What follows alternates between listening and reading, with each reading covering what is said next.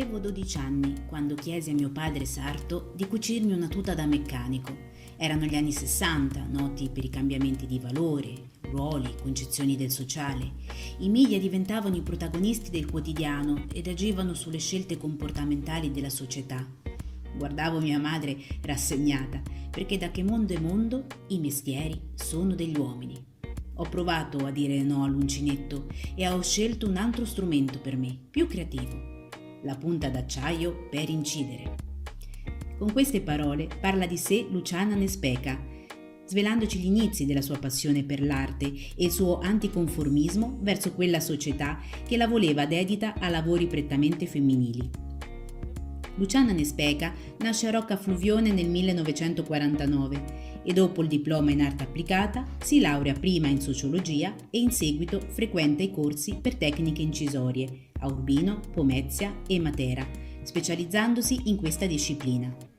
Dopo aver insegnato incisione e tenuto corsi di calcografia in istituti d'arte in diverse città, dirige per 15 anni la Galleria d'Arte Saletta Rosa Spina Incisioni ad Ascoli Piceno.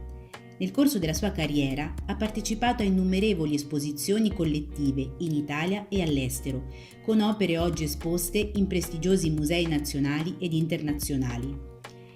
Nelle sue opere il soggetto prediletto è in prevalenza la donna, spesso restituita nelle sue forme piene, che ci riportano ad un immaginario archetipo e contadino.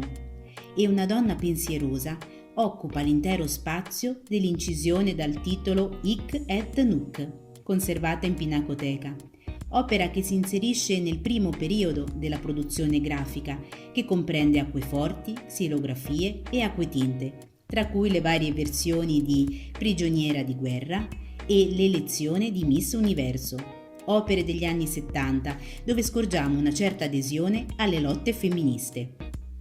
Scrive di lei lo studioso Attilio Marcolli: Luciana Nespeca è un'artista dal segno inconfondibile, un segno dolce, morbido, delicato e nel contempo penetrante, di grande comunicazione. Le sue opere sono figurazioni, appaiono di frequente delle scene collettive, ora bucoliche, come feste campestri, ora da sacre rappresentazioni. Hanno sempre il sapore del pensiero allegorico, quasi che Luciana prediliga il parlare per metafore e parabole.